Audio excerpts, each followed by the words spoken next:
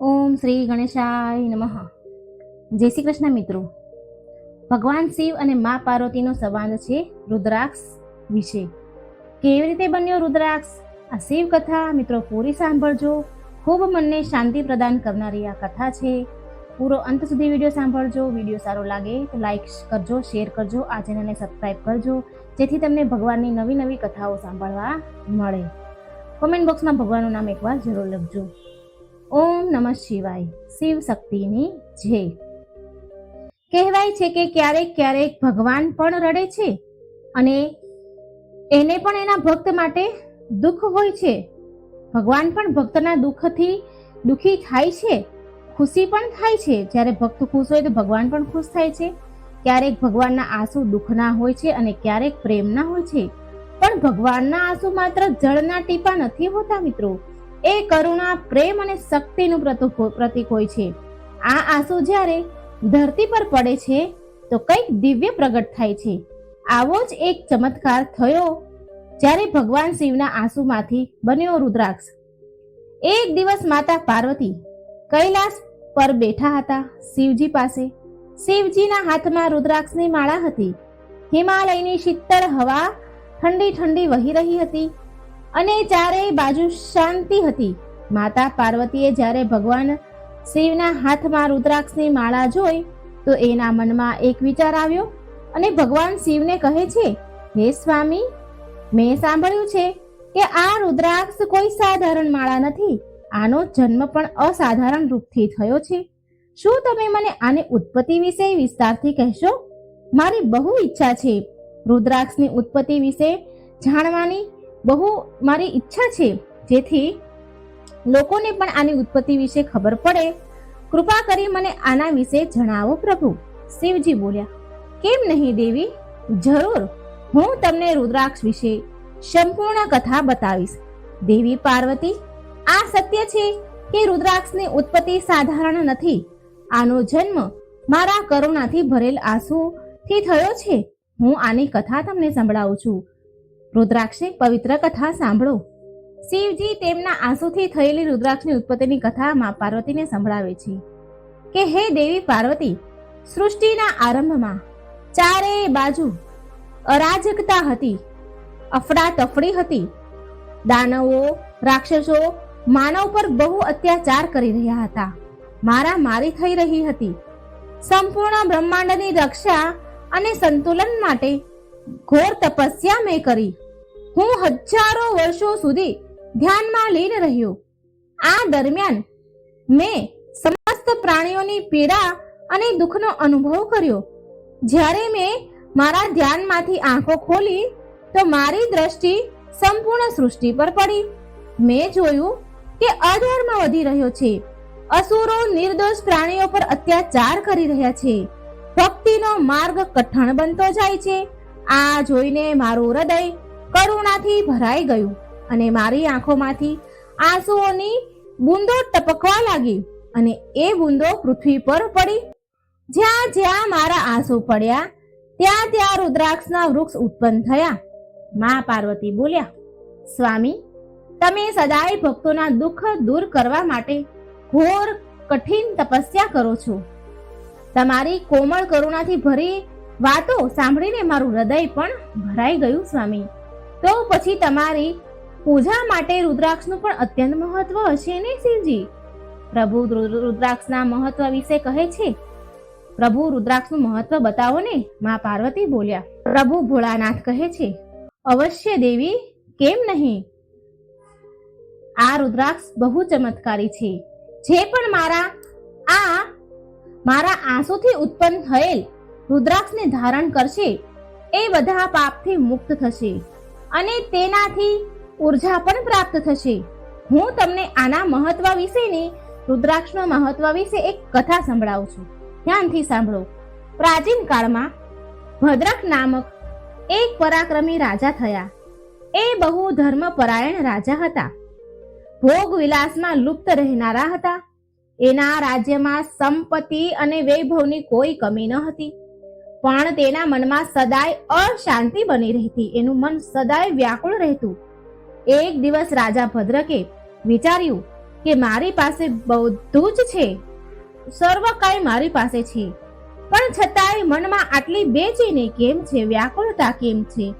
આમ વિચારીને રાજા તેના ગુરુઓ અને વિદ્વાનો પાસે ગયા, પણ તેને કોઈ સમાધાન ન મળ્યું. રાજા ભદ્રક એક દિવસ વનમાં શિકાર કરવા ગયા. ત્યાં તેની ભેટ એક તેજસ્વી ઋષિ સાથે થઈ, જે તપસ્યામાં લીન હતા. રાજા તેની પાસે જઈને તેની વ્યથા સંભળાવે છે અને ઋષિ મુનિને પૂછે છે કે હે મહર્ષિ, મારી પાસે બધી જ સુખ સંપત્તિ સુવિધા છે, છતાં મને માનસિક શાંતિ કેમ નથી મળતી? તો ઋષિ બોલ્યા કે રાજન, તમારી વ્યાકુળતા ત્યારે જ શાંત થશે જ્યારે તમે ભગવાન શિવનો આશીર્વાદ પ્રાપ્ત કરશો. તેના માટે એક વિશેષ વસ્તુ તારે ધારણ કરવી પડશે રાજન. એનું નામ છે રુદ્રાક્ષ. રાજા બોલ્યા, રુદ્રાક્ષ? ઋષિ કહે છે, હા, રુદ્રાક્ષ, જે ભગવાન શિવના આંસુમાંથી ઉત્પન્ન થયા છે. આ માત્ર એક માળા, રુદ્રાક્ષની માળા નથી, પરંતુ સ્વયં મહાદેવની કૃપાનું પ્રતીક છે. જે આને ધારણ કરે છે એના બધા જ દુઃખ સમાપ્ત થઈ જાય છે અને તેને પરમ શાંતિ પ્રાપ્ત થાય છે. રાજા બોલ્યા, હે મહાત્મા, મારે રુદ્રાક્ષ ધારણ કરવા માટે શું કરવું પડશે? મહર્ષિએ રાજા ભદ્રકને રુદ્રાક્ષ પ્રાપ્તિનો રસ્તો બતાવ્યો. ઋષિના કહેવા પર રાજા એક ઘોર જંગલમાં જઈ તપસ્યા કરે છે. કેટલા વર્ષો સુધી ઘોર તપસ્યા કરી. કેટલાય વર્ષોની સાધના પછી ભગવાન શિવ પ્રસન્ન થયા અને પ્રગટ થયા.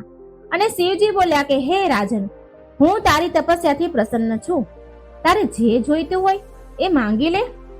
રાજા બોલ્યા, પ્રભુ, હું માત્ર આત્મિક શાંતિ માંગુ છું. કૃપા કરી મને એવો કોઈ ઉપાય બતાવો જેથી મારું ચિત્ત શાંત થઈ જાય. ભગવાન શિવ પ્રસન્ન થયા. એમની જટામાંથી એક દિવ્ય રુદ્રાક્ષ નીકાળ્યો અને રાજાને આપ્યો અને બોલ્યા, રાજન, આને ધારણ કરો. આ તને મનની શાંતિ આપશે અને શક્તિ પણ આપશે અને મોક્ષ પણ અંતે તને પ્રદાન કરશે. આ રુદ્રાક્ષ ધારણ કરો. રાજા બોલ્યા, પ્રભુ, તમારો ખૂબ ખૂબ આભાર. તમે મારી ચિંતા દૂર કરી દીધી. પછી શિવજી અંતર ધ્યાન થઈ ગયા. પછી રાજાએ જેવી રુદ્રાક્ષની માળા ધારણ કરી કે એની બધી જ ચિંતા સમાપ્ત થઈ ગઈ અને એ અત્યંત શાંતિનો અનુભવ કરવા લાગ્યા. ત્યારબાદ રાજા ભદ્રકે તેના રાજ્યમાં બધાને રુદ્રાક્ષ ધારણ કરવાની પ્રેરણા આપી અને શિવજીની ભક્તિનો પ્રચાર કર્યો. ભગવાન શિવના મુખથી રુદ્રાક્ષની ઉત્પત્તિ અને ચમત્કારની કથા સાંભળી માતા પાર્વતીએ અને બહુ પ્રસન્ન થયા માં અને બોલ્યા, સ્વામી, તો પછી તમારું રુદ્રાક્ષનું સ્વરૂપ બહુ લાભકારી છે. તમારા બધા ભક્તોને રુદ્રાક્ષ ધારણ કરવો જ જોઈએ જેથી એનું મન શાંત રહે. પ્રભુ બોલ્યા, હા દેવી પાર્વતી, આ રુદ્રાક્ષ ધારણ કરવાથી મનને શાંતિ પ્રાપ્ત થાય છે. રુદ્રાક્ષમાં બહુ શક્તિ છે, માટે મેં મારા સ્વરૂપના રૂપમાં રુદ્રાક્ષને ઉત્પન્ન કર્યો છે જેથી મારા ભક્તોને મનને શાંતિ પ્રાપ્ત થાય. ભગવાન શિવ અને માતા પાર્વતીના આ સંવાદથી બધા ભક્તોને રુદ્રાક્ષ વિશે સાચી માહિતી મળી. આ કથાથી આપણને જાણવા મળે છે કે જીવનમાં બધી સુખ સુવિધા, ભૌતિક સુવિધા જેટલી પણ હોય, ગમે તેટલી કેમ ન હોય, છતાં પણ માનસિક શાંતિ માત્ર ભગવાનની કૃપા અને આધ્યાત્મિક સાધનાથી જ મળે છે. રુદ્રાક્ષનું નામ 2 અક્ષરથી મળીને બન્યું છે. રુદ્ર એટલે કે શિવ અને અક્ષ એટલે આંસુ, માટે રુદ્રાક્ષ શિવજીના આંસુનું પ્રતીક છે. શિવ પુરાણ અનુસાર રુદ્રાક્ષના વિભિન્ન મુખો હોય છે અને પ્રત્યેક મુખનું એક વિશેષ પ્રભાવ અને મહત્વ છે. એક મુખી રુદ્રાક્ષ શિવનું સાક્ષાત સ્વરૂપ માનવામાં આવે છે. પંચમુખી રુદ્રાક્ષ કલ્યાણકારી હોય છે. આવી જ રીતે 11 મુખી, 12 મુખી, 14 મુખી, ગૌરી શંકર રુદ્રાક્ષ, ગણેશ રુદ્રાક્ષ વગેરે અન્ય રુદ્રાક્ષ પણ બહુ શક્તિશાળી ફળ આપનાર છે. આવી રીતે રુદ્રાક્ષની ઉત્પત્તિ સ્વયં ભગવાન શિવના કરુણાભર્યા આંસુમાંથી થઈ અને આજે પણ એની કૃપાનું પ્રતીક મનાય છે એવું કહેવાય છે. શિવ પુરાણમાં પણ આવું વર્ણન છે રુદ્રાક્ષ વિશે.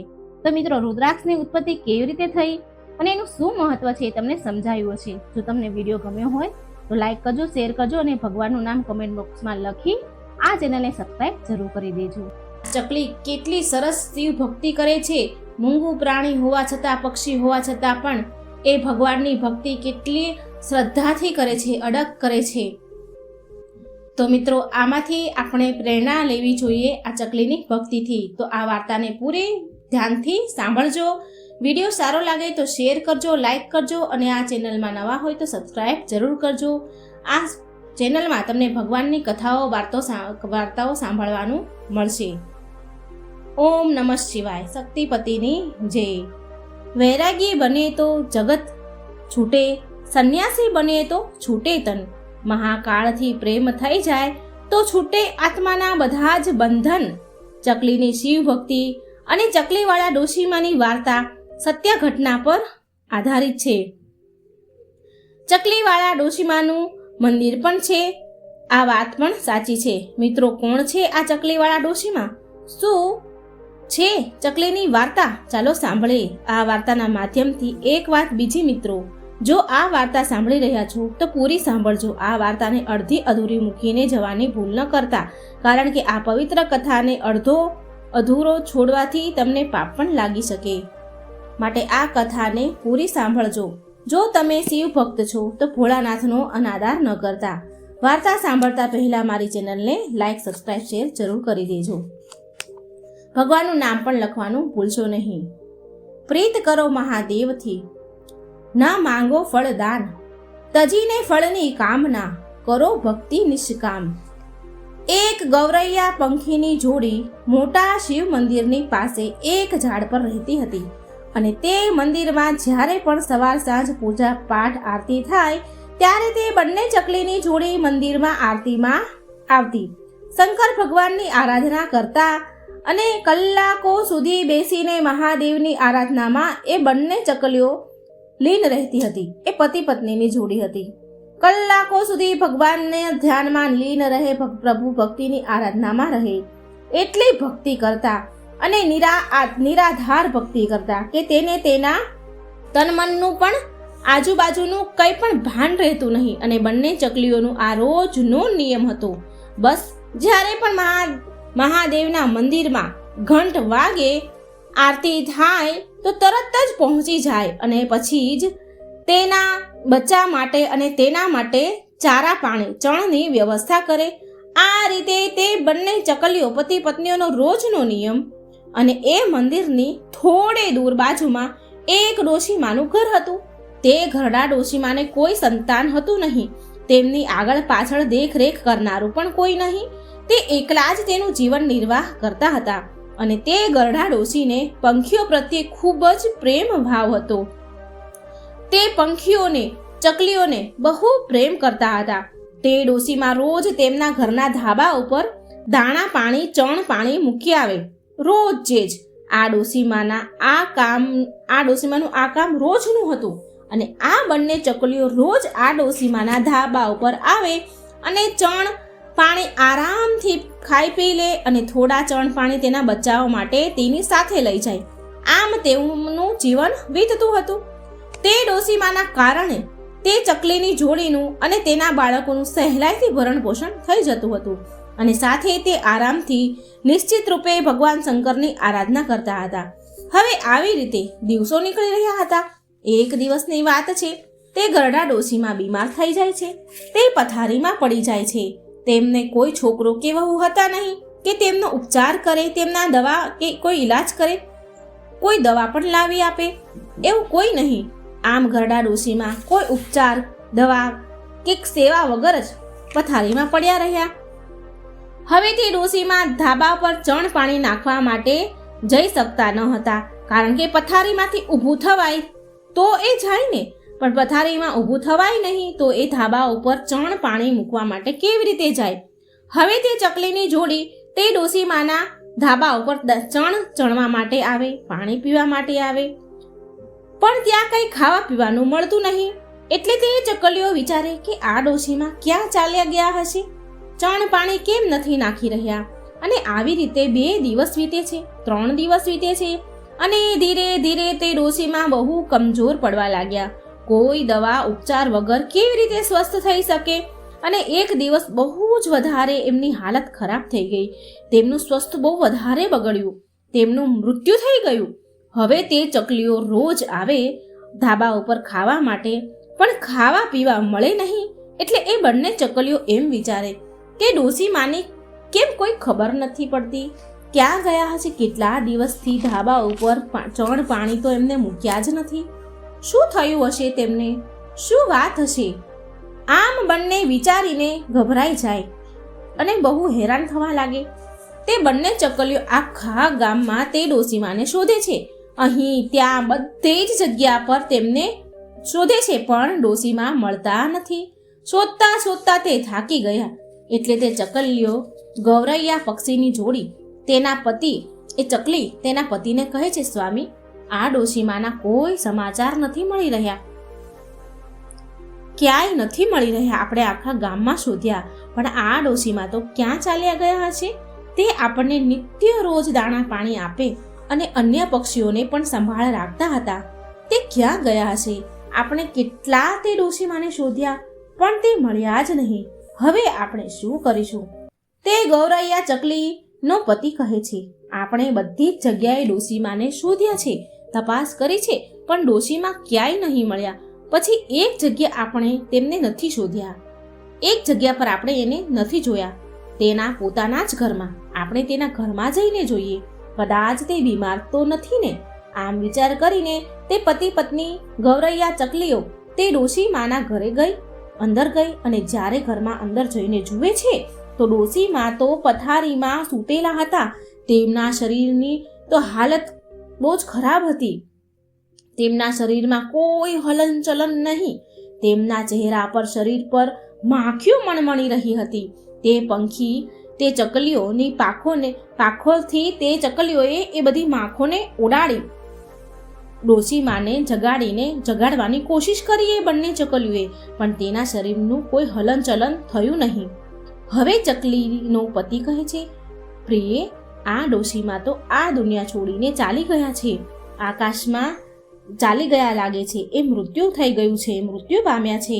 આ જોઈને તે ચકલી પતિ પત્નીની જોડી બહુ દુઃખી થઈ, બહુ નિરાશ થઈ. એના આંખમાંથી તો આંસુ પણ આવી ગયા, કારણ કે આ ડોસીમાં રોજ એને ચણ પાણી નાખતા હતા. હવે દાણા ચણવા માટે દૂર સુધી જવું પડશે અને આમને આમ સાંજ પડી જાય છે. એવું બંને વિચારીને બહુ દુઃખ થયા. હવે એ ચકલી લોકોને તો ત્યાં ડોસીમાના ઘરે ચણ પાણી મળે નહીં, એટલે ચણવા માટે દૂર દૂર જવું પડે અને દૂર જતા જતા તો સાંજ પડી જાય. અને જ્યારે રાત પડતા મંદિરનો ઘંટ વાગે તો આરતી થવા લાગે ભગવાન શિવની. ત્યારે બંને મંદિરમાં પહોંચે છે અને એક પગ પર ઊભા રહીને ભગવાન શિવની નિરાધાર ભક્તિ કરવા લાગ્યા. તેનું જપ કરે છે.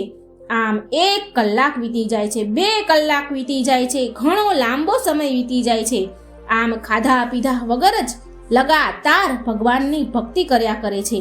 અને આમ કરતા કરતા 1 મહિનો વીતી ગયો. તે પંખી ચકલીઓ એ મહાદેવની તેમને ભક્તિ છોડી નહીં.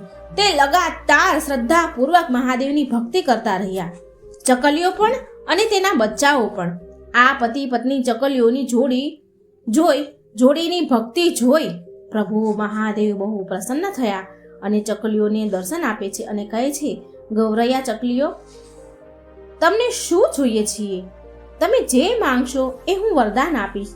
તમારી ભક્તિથી હું પ્રસન્ન થયો છું, તમારું અખંડ ભક્તિથી બહુ પ્રસન્ન છું. તમે નાનો એવો જીવ હોવા છતાં પણ તમારી ક્ષમતાની બહાર તમે ભક્તિ કરી છે, માટે હું બહુ વધારે પ્રસન્ન છું. તમારા પર માંગો એ હું આપીશ. ત્યારે એ ચકલીઓ બોલી, હે પ્રભુ, અમારે તો કંઈ જ નથી જોતું, અમારે માત્ર એક જ વસ્તુ જોઈએ છે. તમે તે ગરડા ડોશીમાને, જે પુણ્યશાળી આત્મા છે, તેને પાછા જીવતા કરો. તે અમને રોજ ચણ પાણી નાખે છે, એ મૃત્યુ પામ્યા છે, તમે એને જીવનદાન આપો. અમારે બસ એ જ જોઈએ છે, અમારે એ જ ઈચ્છા છે. ભોળાનાથ બોલ્યા, હે પંખીઓ, આ સૃષ્ટિનો નિયમ છે. જે મરી જાય છે તે કેવી રીતે જીવતા થાય? તે કેવી રીતે જીવિત થઈ શકે? હું સૃષ્ટિના ચક્રમાં બાધા કેવી રીતે બનું? તમે કંઈ બીજું માંગી લો.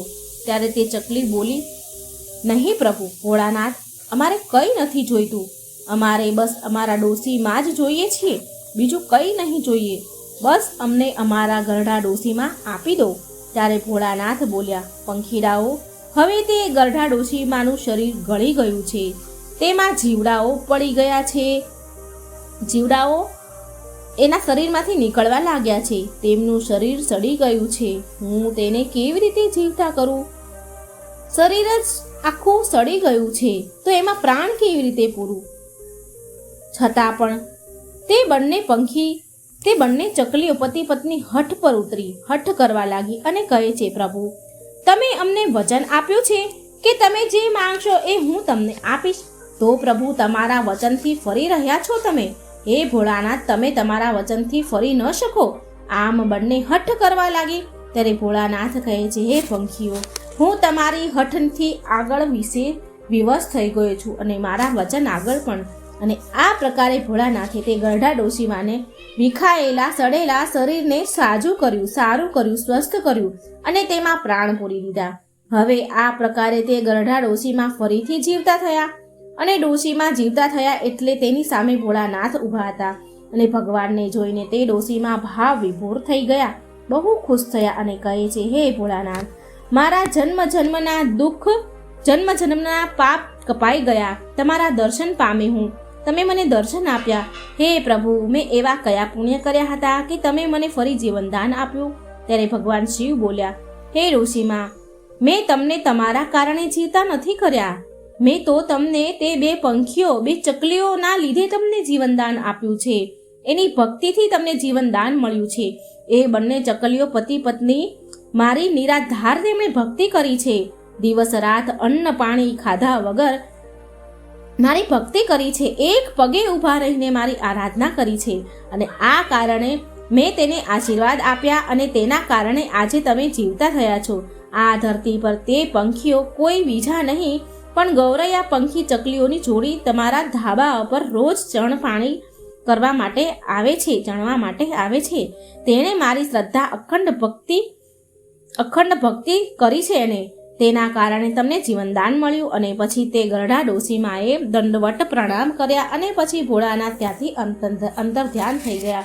પછી તે ગરડા ડોશીમા ફરી તેના ધાબા ઉપર ચણ પાણી નાખવા ગયા પંખીઓને. અને પછી તે ગૌરૈયા પંખીઓ ચકલીને જોઈને તેના ધાબા ઉપર આવે છે. ડોશીમાને જોઈને ધાબા પર આવી પાણી પીવે છે, ચણ ચણે છે. અને ત્યારે તે ડોશીમાએ તે ચકલીઓને કહ્યું, હે પંખીઓ, તમે મને જીવનદાન આપ્યું છે. ભગવાન ભોળાનાથની આરાધના કરી છે. તમે તમારા માટે કંઈ ન માંગ્યું અને મારા માટે જીવનદાન માંગ્યું છે. હે પંખીઓ, હું એવું ઈચ્છું છું કે તમે મારા ઘરે વસો, મારા ઘરે નિવાસ કરો અને તમે નિત્ય મારી આંખોની સામે રહો. આ સાંભળી તે ચકલીઓ ગરડા ડોશીમાને પ્રસ્તાવ સ્વીકાર કરે છે અને તે ડોશીમાના ઘરે આવીને રહેવા લાગી. આ પ્રકારે દિવસો વીતવા લાગ્યા. આ ગરડા ડોશીમાની ચર્ચા, આ ઘટના ગામ ફેલાવા લાગી. દૂર દૂર સુધી આ વસ્તુની ચર્ચા થવા લાગી કે એક ગરડા ડોશીમા જે મરી ગયા હતા, મરીને પણ જીવતા થઈ ગયા અને તેમનામાં એક અનોખી અલૌકિક શક્તિ આવી ગઈ છે. અને આવી રીતે તે ડોશીમાની પાસે ધીરે ધીરે લોકો તેનું દુઃખ લઈને તેની પાસે આવતા અને તેમના દુઃખનું કારણ બતાવતા. અને તે ડોશીમા ભગવાન ભોળાનાથના નામની પૂજા પાઠ કરી અને તે લોકોનું દુઃખ દૂર થઈ જતું હતું. ધીરે ધીરે લોકો સાજા થવા લાગતા હતા. ડોશીમા ભગવાન શિવના નામની એ વ્યક્તિની પૂજા કરી આપે એટલે લોકોનું દુઃખ દૂર થઈ જતું. હવે તે ડોશીમાની ખ્યાતિ દૂર દૂર સુધી વધવા લાગી અને તે ડોશીમા પાસે દૂર દૂરથી લોકો તેની પાસે ઈલાજ કરવા આવવા લાગ્યા. તેમની તકલીફો દૂર કરવા આવવા લાગ્યા. અને આમને આમ બહુ દિવસો વીતી જાય છે, વર્ષો થઈ જાય છે. અને પછી તે જગ્યા પર ડોશીમાએ સમાધિ લઈ લીધી. અને તે જ ઘરમાં તે જ જગ્યા પર તે ડોશીમાનું મંદિર બન્યું. એમના જ ઘરમાં સમાધિ લીધી અને ત્યાં જ ડોશીમાનું મંદિર બન્યું. અને આજે એ જ સ્થાન પર તે ડોશીમાનું ભવ્ય મંદિર છે. તે મંદિર છે ચકલીવાળા ડોશીમાના નામે, ચીડિયાવાલે બુઢીમાના નામે આ મંદિર ઓળખાય છે. તે મંદિર પર તેમની ગૌરૈયા પક્ષી એટલે કે ચકલીઓની જોડી હંમેશા જોવા મળે છે. અને એ મંદિર દૂર દૂર સુધી તેની ખ્યાતિ છે. લોકોનું કહેવું છે કે કંઈ પણ તકલીફ હોય, શારીરિક બીમારી હોય, કોઈ રોગ હોય તો ત્યાં જઈને ભક્તિ કરવાથી, પૂજા પાઠ કરવાથી તે રોગ મટી જાય છે. તો મિત્રો, આ ચકલીની જોડીની કેવી રીતે તેની ભક્તિથી તે ડોશીમાને જીવનદાન આપ્યું. ભોળાનાથની કૃપાથી ડોશીમા જીવતા થઈ ગયા. તે લોકોનું કલ્યાણ કરવા લાગ્યા. તો મિત્રો, મૂંગું પક્ષી થઈને જો ભગવાનની આટલી ભક્તિને આરાધના કરતું હોય તો એની પાસેથી આપણે પણ પ્રેરણા લેવી જોઈએ અને આપણી શ્રદ્ધા ભક્તિ પણ આપણે અખંડ અને અડગ રાખવી જોઈએ. ભગવાન પર વિશ્વાસ પૂરો રાખવો જોઈએ. ભગવાન પર વિશ્વાસ રાખવાથી એ આપણું કામ જરૂર કરે છે અને જરૂર મદદ કરવા આવે છે. કેદારનાથને જાગૃત મહાદેવ કેમ કહેવાય છે? આની પાછળનું રહસ્ય શું છે? તો મિત્રો, આ એક આપણે કથાના માધ્યમથી જાણીશું. મિત્રો, જો વિડીયો સારો લાગે તો લાઈક કરજો, શેર કરજો, આ ચેનલને સબસ્ક્રાઇબ જરૂર કરજો. શેર એટલા માટે કરવાની કે બીજાને પણ આ રહસ્ય સમજમાં આવે, ભગવાનની કથા સાંભળવા મળે અને એમને ભગવાન પ્રત્યેની શ્રદ્ધા અને ભક્તિ વધે, જેના કારણે આપણને પુણ્ય ફળ મળે. તો મિત્રો, માટે વાર્તા સારી લાગે તો શેર જરૂર કરજો. ઓમ નમઃ શિવાય. શિવ શક્તિની જય. હર હર મહાદેવ. એકવાર એક શિવ ભક્ત તેના ગામથી કેદારનાથ ધામને યાત્રા કરવા નીકળ્યો હતો. પહેલાના સમયમાં તો બસ, ગાડી કે કોઈ સાધનની સુવિધા તો હતી નહીં, એટલે તે વ્યક્તિ ચાલતા ચાલતા યાત્રા કરવા માટે નીકળી ગયો. રસ્તામાં જે પણ મળે તેને કેદારનાથ ધામનો રસ્તો પૂછતા પૂછતા આગળ વધે અને મનમાં ભગવાન શંકરનું નામ જાપ કરતા રહે. ઓમ નમઃ શિવાય, ઓમ નમઃ શિવાય નામ જાપ કરે અને આગળનો રસ્તો કાપે. ભગવાનનું ધ્યાન કરતા કરતા કેદારનાથની યાત્રા કરવા જાય છે. ચાલતા ચાલતા તેને મહિનાઓ જતા રહ્યા.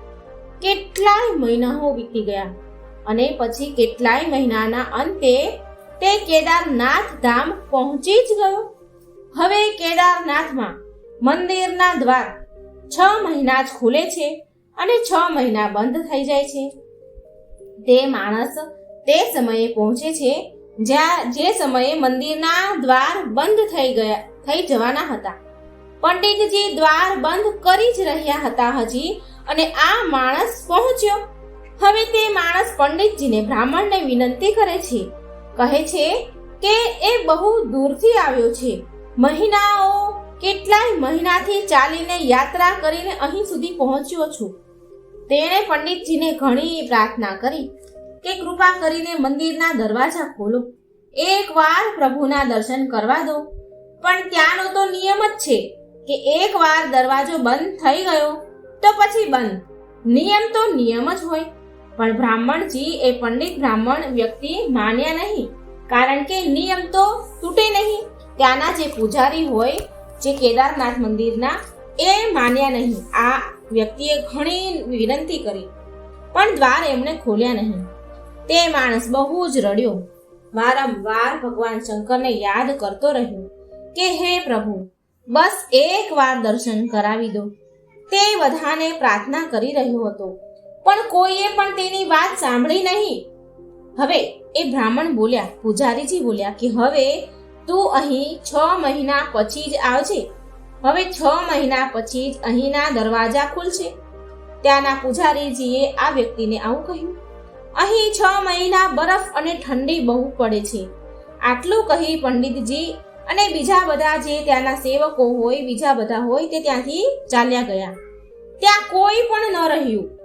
માત્ર આ એક જ આદમી યાત્રા કરીને ચાલીને આવ્યો, એ જ રહ્યો. રડતા રડતા ત્યાં તેને રાત પડી ગઈ.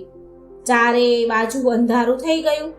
પણ તે વ્યક્તિને ભગવાન પર વિશ્વાસ હતો, ભરોસો હતો કે શંકર ભગવાન તેના પર કૃપા જરૂર કરશે. એ સમયે તેને બહુ તરસ અને ભૂખ પણ લાગી હતી, કારણ કે ઘણા સમયથી એ ચાલતો હતો. બહુ તરસ અને ભૂખ હતી એને. એટલામાં ત્યાં તેને કોઈના આવવાનો અવાજ સંભળાયો. રાત પડી હતી, ઘનઘોર અંધારું હતું, તો એને કોઈ આવતું હોય તો કોઈના પગલાંનો અવાજ સંભળાયો. તેણે જોયું કે કોઈ સંન્યાસી સાધુ મહારાજ તેની પાસે આવી રહ્યા છે. સાધુ મહારાજ તેની પાસે આવ્યા અને બેસી ગયા. તે સાધુ મહારાજે તેને પૂછ્યું કે બેટા, તું ક્યાંથી આવ્યો છે? અહીં કેમ બેઠો છે? એટલે તે વ્યક્તિએ બધી જ વાત કરી કે સાધુ મહારાજ, હું ચાલતા ચાલતા કેટલાય મહિનાથી કેદારનાથ ભોળાનાથની યાત્રા કરવા માટે આવ્યો છું. ભોળાનાથની યાત્રા કરતો આવ્યો છું અને અહીં પહોંચ્યો તો અહીંના મંદિરના દરવાજા બંધ થઈ ગયા. હવે અહીંના દરવાજા 6 મહિના પછી જ ખુલશે. મહારાજ, મારા અહીં આવવાનું વ્યર્થ થઈ ગયું. મારી ચાલીને આવવાની યાત્રા નિષ્ફળ ગઈ. મને શિવજીના દર્શન ન થયા. આમ તે ગદગદ અવાજથી રડતો રડતો બોલતો હતો. રડતા રડતા આંખોમાંથી તો આંસુડાની ધારા વહેતી હતી અને બોલતો હતો. એટલે તે સાધુ મહારાજ તે વ્યક્તિને સમજાવે છે અને ખાવા પીવાનું આપ્યું. અને પછી બહુ વાર સુધી તે સાધુ મહારાજ સાથે વાતો કરી. તે વ્યક્તિએ અને તે સાધુ મહારાજે બેયે વાતો કરી. તે સાધુ મહારાજને તેના પર દયા આવી ગઈ અને તે બોલ્યા કે બેટા, મને લાગે છે કે સવારે મંદિર જરૂર ખુલશે. તું દર્શન જરૂર કરીશ. અને વાતો વાતોમાં જ જાણે તેને ક્યારે ઊંઘ આવી ગઈ તે વ્યક્તિને. સવારે સૂર્યના કિરણોનો પ્રકાશ સાથે તે ભક્તની આંખ ખુલી. તેણે અહીં ત્યાં ચારેય બાજુ જોયું તો તે સાધુ મહારાજને શોધ્યા, પણ તે સાધુ મહારાજ ક્યાંય દેખાયા નહીં જે એને રાત્રે મળ્યા હતા. અને કંઈ પણ એને સમજમાં આવ્યું નહીં. અને કંઈ સમજમાં આવે ને તે પહેલા એણે એવું જોયું કે જે મંદિરના પૂજારીજી હતા તે તેની પૂરી મંડળી સાથે મંદિર તરફ આવી રહ્યા હતા. હવે તેણે એ પૂજારીજીને પ્રણામ કર્યા અને ભક્ત બોલ્યો, તે યાત્રા કરવા વાળો વ્યક્તિ બોલ્યો કે બ્રાહ્મણ દેવ, પૂજારીજી, તમે તો કાલે મને એવું કહ્યું હતું ને કે મંદિરના દરવાજા 6 મહિના સુધી નહીં ખુલે અને આ 6 મહિના વચ્ચે કોઈ નહીં આવે, પણ તમે તો સવારે જ આવી ગયા. હજી કાલે સાંજે તમે દ્વાર બંધ કર્યા અને આજ સવારે પાછા આવી ગયા. આ સાંભળીને બ્રાહ્મણને એ પૂજારીજીને તો ઝટકો લાગ્યો. તે પૂજારીજી તે આદમીને ધ્યાનથી જોવે છે, ટગર ટગર નીરખીને જોવે છે અને તેને ઓળખવાની કોશિશ કરે છે. અને પછી પૂછ્યું કે તું એ જ વ્યક્તિ છે ને જે મંદિરના દરવાજા બંધ થયા પછી આવ્યો હતો અને મને મળ્યો હતો? મને વારંવાર દરવાજો ખોલવા માટે તું કગરી રહ્યો હતો. તું એ જ વ્યક્તિ છે ને? અરે, તું 6 મહિના થતા પાછો કેવી રીતે આવી ગયો? એટલે બ્રાહ્મણની તે મંદિરના પૂજારીની વાત સાંભળીને તે આદમી આશ્ચર્યથી બોલ્યો કે અરે પૂજારીજી, હું કાલે જ આવ્યો હતો અને હું કાલે અહીંથી ક્યાંય ગયો જ નથી. હું જ્યારે તમને મળ્યો હતો ત્યારનો હું અહીં જ બેઠો છું. હું કાલે જ આવ્યો હતો. તમે કાલે જ મંદિરના દરવાજા બંધ કર્યા હતા અને હું કાલનો અહીં જ બેઠો છું. અને તમે મને કાલે જ મળ્યા હતા અને રાતમાં હું અહીં જ સૂઈ ગયો હતો. હું ક્યાંય નથી ગયો. પૂજારીજી, આ સાંભળીને પૂજારીજીને આશ્ચર્યનું ઠેકાણું ન રહ્યું. તે પૂજારીજી બોલ્યા, પંડિતજી બોલ્યા, પણ હું તો 6 મહિના પહેલા મંદિર બંધ કરીને ગયો હતો અને આજે 6 મહિના પછી આવ્યો છું. તું અહીં 6 મહિના સુધી જીવતો કેવી રીતે રહી શકે? પૂજારીજીને તો ઘડીક ચક્રમ થઈ ગયું. એને તો કંઈ સમજમાં આવ્યું નહીં. પૂજારીજી અને આખી મંડળી હેરાન હતી. આટલી બધી ઠંડી અને બરફમાં એક એકલો આદમી કેવી રીતે જીવતો રહી શકે? ત્યારે તે ભક્ત, તે વ્યક્તિ બ્રાહ્મણ પૂજારીજીને કહે છે કે જે સંન્યાસી સાધુ મહારાજના મળવાની વાત કહે છે કે જે તેને રાતે મળ્યા હતા, જેણે ખાવા પીવા દીધું હતું, એ ભક્ત સાધુ મહારાજની વાત આ પૂજારીજીને કહે છે. અને જે પણ તે રાતે સાધુ મહારાજ સાથે જે વાતો કરી તે બધું જ એમને સંભળાવ્યું. તે ભક્ત કહે છે કે એક સંન્યાસી સાધુ મહારાજ આવ્યા હતા. બહુ લાંબા હતા, મોટી મોટી જટાઓ હતી, એક હાથમાં ત્રિશૂળ અને એક હાથમાં ડમરું હતું, મૃગ શાળ પહેરી હતી. આ વાત સાંભળી અને બ્રાહ્મણજી જે પૂજારી તે ભક્તના ચરણોમાં પડી ગયા. તે પૂજારીજી એમને ચરણોમાં વંદન કરવા લાગ્યા. પૂરી મંડળી તે વ્યક્તિના ભક્તના ચરણોમાં પડી ગઈ અને કહ્યું કે અમે તો પૂરી જિંદગી લગાવી દીધી ભગવાનની પૂજા સેવામાં, અમને પ્રભુના દર્શન ન થયા. સાચો ભક્ત તો તું જ છે. તે તો સાક્ષાત ભગવાન શિવના દર્શન કર્યા. ભગવાન શંકરે તેમની યોગ માયાથી તારા 6 મહિનાના દિવસ એક રાતમાં પરિવર્તન કરી દીધું. કાળચક્રને નાનું બનાવી દીધું. આ બધું તારું પવિત્ર મન અને તારી સાચી ભક્તિ અને વિશ્વાસના કારણે થયું છે. તારી ભક્તિને પ્રણામ હો. તો મિત્રો, આ હતી કેદારનાથના જાગૃત મહાદેવ કેમ કહેવાય છે. ભગવાનને કેટલી શ્રદ્ધા અને વિશ્વાસ હોય કે ભગવાન આપણું કામ કરે. ચોખ્ખું મન, પવિત્ર મન હોય તો ભગવાન આપણી પાસે જરૂર આવે છે. તો તમે સાંભળી હશે સરસ મજાની વાર્તા. હું આશા રાખું છું તમને આ વાર્તા ગમી હશે. વિડીયોને લાઈક અને શેર જરૂર કરજો. એક સમયની વાત છે. શ્રીપુર નામના એક ગામમાં રામેશ્વર નામનો એક બ્રાહ્મણ તેની માતા સાથે રહેતો હતો. રામેશ્વર દિવસ રાત ભગવાન શિવની ભક્તિ કર્યા કરતો હતો. એ ભગવાન શિવને ખૂબ માનતો હતો. શિવ નામનો જાપ સદાય તેના મુખમાં રહેતો હતો. ઓમ નમઃ શિવાય, ઓમ નમઃ શિવાય, ઓમ નમઃ શિવાય. સદાય તેના મુખ પર આ નામ રહે, જાપ રહે. એક દિવસ સવારે રામેશ્વર ભગવાનની પૂજા કરી રહ્યો હતો ત્યારે તેમની માતા તેની પાસે આવીને કહે છે, રામેશ્વર બેટા, આજે પણ તે મને સવારે વહેલી ન ઉઠાડી અને તે જાતે જ ઘરના બધા કામ કરી લીધા છે. ખીરનો પ્રસાદ થાળ પણ શિવજીને ધરાવી દીધો તે. રામેશ્વર બોલ્યું, હા માં, મેં વિચાર્યું કે ફટાફટ બધા ઘરના કામ પતાવી દઉં અને ખીરનો ભોગ ભગવાન માટે બનાવી લઉં. ભોળાનાથ પણ ખીરની વાટ જોઈને બેઠા હશે માટે મેં ફટાફટ ખીર બનાવી લીધી. લે માં, આ ખીરનો પ્રસાદ તું પણ ખાઈને બતાવ કે કેવી છે ખીર. રામેશ્વરની માતા પણ ખીર ખાય છે એટલે રામેશ્વરની માતા કહે છે કે રામેશ્વર બેટા, તો બાળપણથી જ આ ખીર શિવજીને ખવડાવતો આવે છે. ખીરનો પ્રસાદ ભગવાનને ધરાવતો આવે છે. જ્યારે તારા બાપુ જીવતા હતા ત્યારે તે મને પ્રસાદ ખીરનો ખવડાવતા હતા અને એના ગયા પછી તે આ નિયમ બનાવી લીધો છે. બેટા, તારી ખીર બહુ જ સ્વાદિષ્ટ છે અને હા, મને ખબર છે કે ભગવાન શિવને પણ તારા હાથની ખીર ખાવા માટે રોજ વાટ જોતા હશે. રોજ એમને તારી ખીરની રાહ રહેતી હશે. એટલે રામેશ્વર કહે છે, હા માં, હું એટલે જ રોજ સવારે જલ્દી ઉઠીને પહેલાં ખીર જ બનાવી લઉં છું કે જલ્દીથી ભગવાન શિવ ખીરનો પ્રસાદ ગ્રહણ કરે, ભગવાન શિવ ખીર ખાઈ શકે. રામેશ્વરનો નિયમ હતો રોજ સવારે જલ્દી ઉઠે અને ઘરના બધા જ કામ પતાવીને પછી ભગવાન શિવ માટે રોજ ખીરનો પ્રસાદ એની હાથે જ બનાવે. આ કાર્ય પહેલાં રામેશ્વરના પિતા કરતા હતા અને તેના ગયા પછી શિવજીની સેવા અને ખીરનો પ્રસાદ પૂરીની જવાબદારી રામેશ્વરે ઉઠાવી લીધી હતી. રામેશ્વરને વિશ્વાસ હતો કે એના હાથે બનાવેલો ખીરનો પ્રસાદ શિવજી રોજ ખાતા જ હશે. આવા વિશ્વાસ સાથે તે રોજ ખીરનો પ્રસાદ એનો થાળ ધરાવતો હતો. અને આ તરફ કૈલાસ પર્વત ઉપર બિરાજમાન શિવજી એમના ભક્ત દ્વારા ધરેલો ખીરનો પ્રસાદ બહુ પ્રસન્ન મનથી, બહુ ખુશ થઈને ખાતા હતા. આટલા પ્રસન્ન મનથી ખીર ખાતા શિવજીને જોઈને મા પાર્વતી કહે છે, સ્વામી, શું વાત છે? તમે તો આનંદ જ લઈ રહ્યા છો. તમને તો આનંદ જ છે.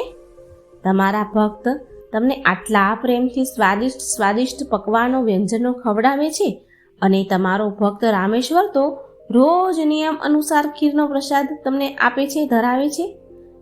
લાવો, થોડી ખીર મને પણ આપો. રામેશ્વરના હાથની ખીર તો બહુ જ સ્વાદિષ્ટ હોય છે. શિવજી બોલ્યા, હા દેવી પાર્વતી, રામેશ્વર એટલી સ્વાદિષ્ટ ખીર ધરાવે છે, એટલો સરસ થાળ ધરાવે છે કે મન પ્રસન્ન થઈ જાય છે એની ખીર ખાઈને. એટલામાં શિવજી પાસે નંદી અને સમસ્ત શિવગણ આવ્યા. ત્યાં ભગવાન ખીર ખાઈ રહ્યા હતા ત્યાં સમસ્ત શિવગણો આવ્યા અને નંદી શિવજીને કહે છે કે મહાદેવ, લ્યો આ ભાંગ અને ધતુરો લઈ આવ્યો છું હું તમારા માટે. અમે તમારા માટે ભાંગ ધતુરો લાવ્યા છીએ, લો પ્રભુ, ગ્રહણ કરો. એટલે શિવજી કહે છે કે નંદી, અત્યારે તો હું સ્વાદિષ્ટ ખીરનો આનંદ લઈ રહ્યો છું. એક કામ કર, ભાંગ અને ધતુરાને પેલા નાના એવા પર્વત પર મૂકી દે. હું થોડી વાર પછી એને ખાઈ લઈશ, ગ્રહણ કરી લઈશ. આટલું સાંભળી શિવગણો નારાજ થઈ ગયા અને એકબીજા સાથે ચર્ચા કરવા લાગ્યા. શિવગણોમાં નંદી, શિંગી, વીરભદ્ર, ભૈરવ બધા જ હતા. એમાં ભૈરવ બોલ્યો, અરે નંદી, શિવજી તો આપણી સામે જોતા પણ નથી. શિવજીનું પૂરું ધ્યાન તો રામેશ્વરની બનાવેલી ખીર ઉપર છે. આવું ક્યાં સુધી ચાલશે?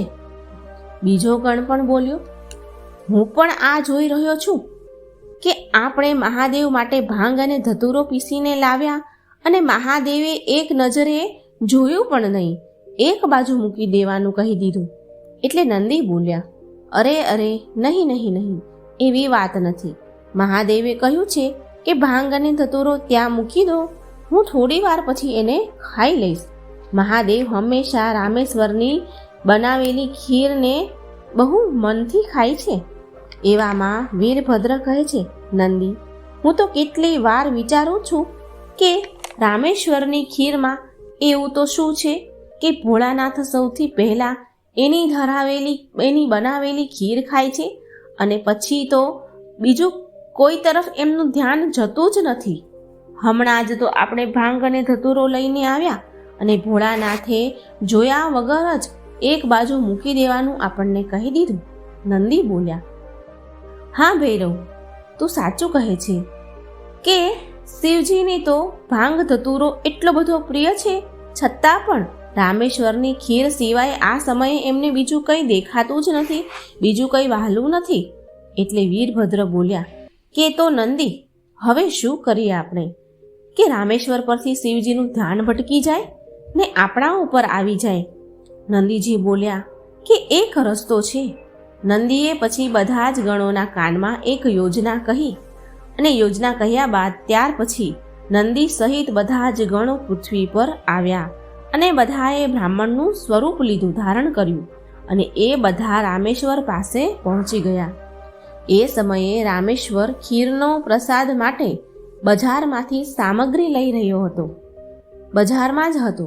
બ્રાહ્મણ વેશમાં આવેલા નંદી, ભૈરવ, સિંગી, વીરભદ્ર બધા જ રામેશ્વર પાસે આવ્યા અને કહ્યું કે રામેશ્વર, તું અમને નથી ઓળખતો, પણ અમે તને સારી રીતે ઓળખીએ છીએ. તું ભગવાન શિવનો ભક્ત છો અને રોજ તેને ખીરનો પ્રસાદ શિવજીને ધરાવે છે તું. રામેશ્વર બોલ્યો, હા બ્રાહ્મણદેવ, તમે તો બધું જ જાણો છો. બીજો ગણ બોલ્યો કે હા રામેશ્વર, અમે તારા વિશે બધું જ જાણીએ છીએ, માટે જ અમે તારી પાસે આવ્યા છીએ. અમને ખબર છે કે તું મહાદેવનો પરમ ભક્ત છે, પણ શું તને એ ખબર છે કે મહાદેવ હવે રોજ ખીર ખાઈને અબખે આવી ગયા છે? હવે ખીર એમને નથી પસંદ. રોજ ખીર ખાઈને હવે થાકી ગયા છે. માટે હવે તું થોડા દિવસ માટે ખીરનો ભોગ ધરાવવાનો રોકી દે. રામેશ્વર, તું એક કામ કર, તું મહાદેવને અઠવાડિયામાં એક જ વાર ખીરનો થાળ ધરાવ, ખીરનો પ્રસાદ બનાવીને ધરાવ. એનાથી મહાદેવને ખીરનો વધારે સ્વાદ આવશે. હવે મહાદેવને તો કેટલા બધા ભક્ત પૂજે છે, મહાદેવને એટલા બધા ભક્ત થાળ ધરાવે છે, ભોગ ધરાવે છે. એમના દ્વારા ધરાવેલા ભોગને ખાઈને એમને પેટ બહુ ભરાઈ જાય છે.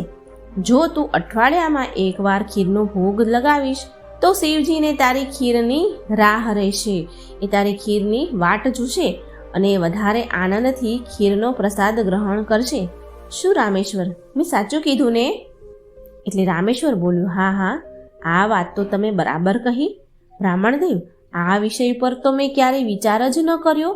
હું એક કામ કરું છું કે હું અઠવાડિયામાં એક જ વાર ભગવાનને ખીરનો થાળ ધરાવીશ, જેથી શિવજી બીજા ભક્તોનો પણ પ્રસાદ ગ્રહણ કરી શકે અને એમને મારી ખીરના મનથી રાહ જુએ. ભોળો પરમેશ્વર શિવગણોની વાતોમાં આવી ગયો. શિવગણ ખુશ થઈને કૈલાસ પર પાછા આવી ગયા. હવે રોજ શિવજી રામેશ્વરની ખીરની રાહ જોઈને બેઠા હતા. રોજ રાહ જોવા લાગ્યા કે ક્યારે રામેશ્વર ખીરનો ભોગ ધરાવે અને ક્યારે હું ખીર ખાઉં. પણ કેટલા દિવસ સુધી રામેશ્વર તો ખીરનો ભોગ બનાવ્યો જ નહીં, તો શિવજીને ખીર ખાવા ક્યાંથી મળે? હવે અઠવાડિયામાં એક દિવસ જ રામેશ્વર ખીરનો ભોગ લગાવે છે શિવજીને, અને પછી શિવજીએ એ દિવસે ખીર ખાધી. અને પછી પાછા થોડા દિવસ ફરી ગયા, શિવજીને ખીર ન મળી તો ભગવાન શિવ વિચારવા લાગ્યા કે રામેશ્વર તો મને રોજ ખીર ધરાવતો હતો અને હવે અઠવાડિયામાં એક જ વાર કેમ ધરાવે છે? શિવજીએ એમની આંખો બંધ કરી અને બધી જ હકીકત એમને જાણી લીધી. તેમને બધી ખબર પડી ગઈ. શિવગણોની જે કરતૂત હતી એ એમને ખબર પડી ગઈ અને આંખ ખોલી અને ભગવાન તો બહુ ગુસ્સે થયા.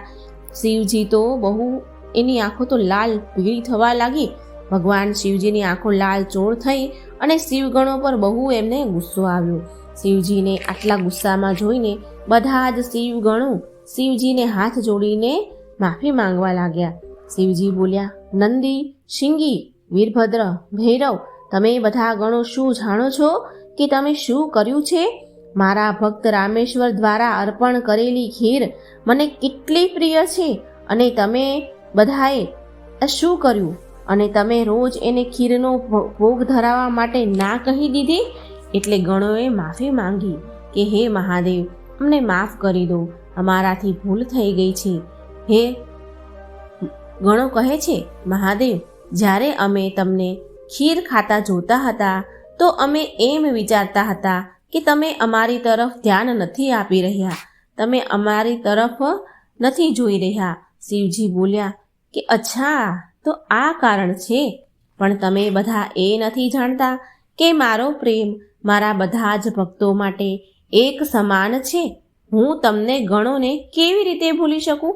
તમે તો મારા હૃદયમાં વાસ કરો છો. તમે બધા તો મારી જ શક્તિ દ્વારા ઉત્પન્ન થયા છો.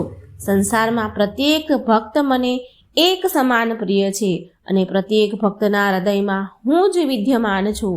માટે મારો પ્રેમ ક્યારેય પણ ઓછો કે વધારે નથી થઈ શકતો. માતા પિતા માટે તો એમના બધા જ બાળકો માટે પ્રેમ એક સમાન હોય છે, તો પછી તમે કેવી રીતે આ ભૂલી શકો? ભગવાન શિવની વાત સાંભળીને બધા જ શિવગણ સમજી ગયા કે એમણે કેટલી મોટી ભૂલ કરી દીધી છે. સાચે જ ભગવાન શિવ માટે એમના ભક્તોનો પ્રેમ એક સમાન હોય છે. ત્યાર પછી બધા જ શિવગણ ફરી એકવાર બ્રાહ્મણનું સ્વરૂપ લઈને ધરતીલોક પર આવ્યા અને રામેશ્વરની પાસે ગયા અને રામેશ્વરને કહે છે કે અમને ભગવાન શિવનો સંદેશ આવ્યો છે કે શિવજી એવું કહી રહ્યા હતા કે તારી ખીર એટલી બધી સ્વાદિષ્ટ હોય છે કે શિવજી એક અઠવાડિયાભરની વાટ નથી જોઈ શકતા. એ તારી ખીર ખાધા વગર નથી રહી શકતા. અઠવાડિયામાં એકવાર ખીરના ભોગથી તેમનું મન નથી ભરાતું. માટે શિવજીની આજ્ઞા છે કે તું રોજ ખીરનો ભોગ બનાવજે અને શિવજીને અર્પણ કરજે. રામેશ્વર બોલ્યો કે તમે સાચું કહો છો બ્રાહ્મણ દેવ? ભગવાન શંકરને મારા હાથની બનાવેલી ખીર એટલી બધી પ્રિય છે. સારું, હવે હું રોજ ખીરનો પ્રસાદ શિવજીને ધરાવીશ. આ સાંભળીને રામેશ્વર બહુ ખુશ થયા. હવે રોજ ફરી રામેશ્વર ખીર બનાવીને ભગવાન શિવને થાળ ધરાવે છે. હવે તો સમસ્ત શિવગણ પણ રામેશ્વરની ધરેલી ખીરનો પ્રસાદ બહુ આનંદથી ખૂબ પેટ ભરીને ખાય છે. ભગવાન શિવ અને મા પાર્વતી ગણોને આવી રીતે ખીર ખાતા જોઈને મંદ મંદ હસવા લાગ્યા. ભગવાન શિવે એમના પરમ ભક્ત રામેશ્વરને બધી જ સુખ સુવિધા પૂર્ણ કરી દીધી. બધી રીતે એને સુખ સંપત્તિ શાંતિ આપી અને તેના જીવનમાં ક્યારેય કોઈ કઠણાઈ મુશ્કેલીઓ ન આવી. રામેશ્વરના લગ્ન બહુ જ સુશીલ અને સુંદર કન્યા સાથે થયા અને થોડા વર્ષ પછી એના ઘરે 2 બાળકોનો જન્મ થયો. રામેશ્વર તેના પરિવાર સાથે સંપૂર્ણ જીવન ખુશી ખુશી જીવ્યો અને રામેશ્વરને અંતમાં મોક્ષ પ્રાપ્ત થયો. તો મિત્રો, અહીં વાર્તા પૂરી થાય છે અને આ વાર્તામાંથી એવું જાણવા મળે છે કે ભાવથી કરેલી ભક્તિ ભગવાન પાસે પહોંચી જ જાય છે. જે પણ મનથી આપણે આપણી શક્તિ પ્રમાણે જે પણ આપણે પ્રભુને અર્પણ કરીએ છીએ તો એ ભગવાન જરૂર સ્વીકારે છે. મિત્રો, જો મારી વાર્તા સારી લાગે તો લાઈક અને શેર કરજો. મારી ચેનલને સબસ્ક્રાઈબ જરૂર કરજો. કમેન્ટ બોક્સમાં ભોળાનાથનું નામ પણ જરૂર લખજો. જય શ્રી કૃષ્ણ. રાધે રાધે. Thank you.